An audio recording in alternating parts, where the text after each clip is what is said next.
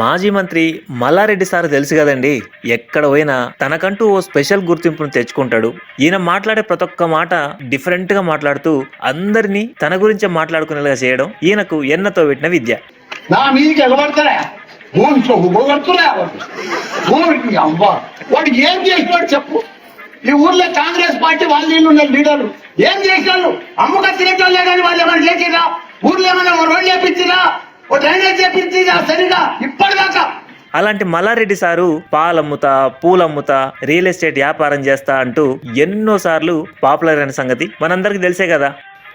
పాలమ్మిన, పూలమ్మిన, కాయ కష్టం చేసిన తెలుసా, చెమటొడిచిన, హాస్పిటల్ పెట్టిన, మెడికల్ కాలేజ్ పెట్టిన, పేదలకు సేవ చేసిన. ఇక బీఆర్ఎస్ ప్రభుత్వం పోయి కాంగ్రెస్ ప్రభుత్వం వచ్చిన తర్వాత మల్లారెడ్డి ఓ జబర్దస్త్ నిర్ణయం తీసుకున్నాడట. అదేంటంటే ఈ పార్టీలు పదవులు అన్ని పక్కన పెట్టి గోవాకు పోయి రియల్ ఎస్టేట్ వ్యాపారం చేసుకుంటాడట. ఇక ఏమున్నదక్కో అంటూ గోవా పోతున్నాడు అన్నమాట. ఏమున్నదక్కో ఏమున్నదక్కా. అదేందంటరా, ఇక ఎన్నికలలో నేను మళ్ళా పోటీ చేయనని, రేవంత్ రెడ్డితో కలుస్తానని, కలిస్తే తప్పే ఉందని మల్లారెడ్డి సార్ అంటుండట.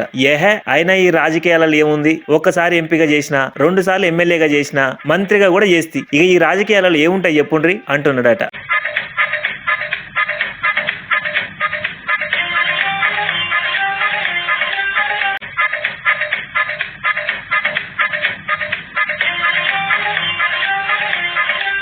ఇప్పటిదాకా నాకు తోడున్న కార్యకర్తలకు, ఓటేసి గెలిపించిన నియోజకవర్గ ప్రజలకు 95% న్యాయం చేసిండట. భవిష్యత్తులో మొత్తం ప్రజల మధ్యనే ఉంటాడట గాని ఈ రాజకీయాలలో మాత్రం పోటీ చేయడట.